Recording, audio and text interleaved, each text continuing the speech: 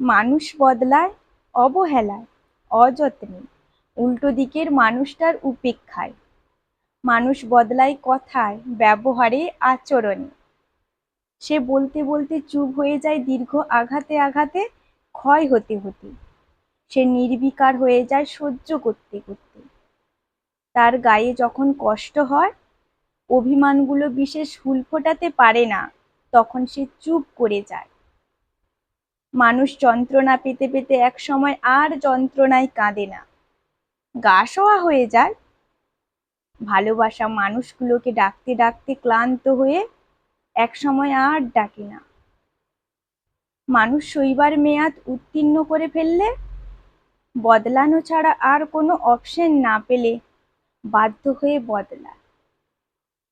নিজের কোনো এফোর্ট ছাড়া এমনি এমনিই বদলায়। আশেপাশে মানুষ তার পরিবর্তনটুকু বড় করে দেখে, পরিবর্তনের কারণ অনুসন্ধানের চেষ্টা করে না। আসলে মানুষ তার মনের অপমানে বেহুঁশ হয়ে নিজেকে বদলায়, কান্নার স্রোতে ভাসতে ভাসতে বদলায়। চাপা অভিমানের দুঃখ কষ্ট মানুষ কিভাবে ঘোষণা করে, প্রকাশ করবে?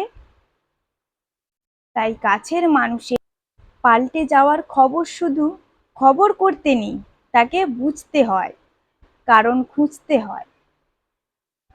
মোয়ামের হাতটা হাতে রাখতে হয়, না দেখে চোখের জলটা মুছিয়ে দিতে হয়।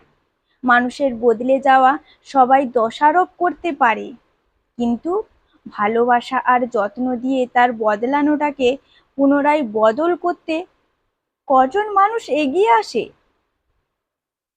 কলমে পার্বতী মোদক, কণ্ঠে সুষমা।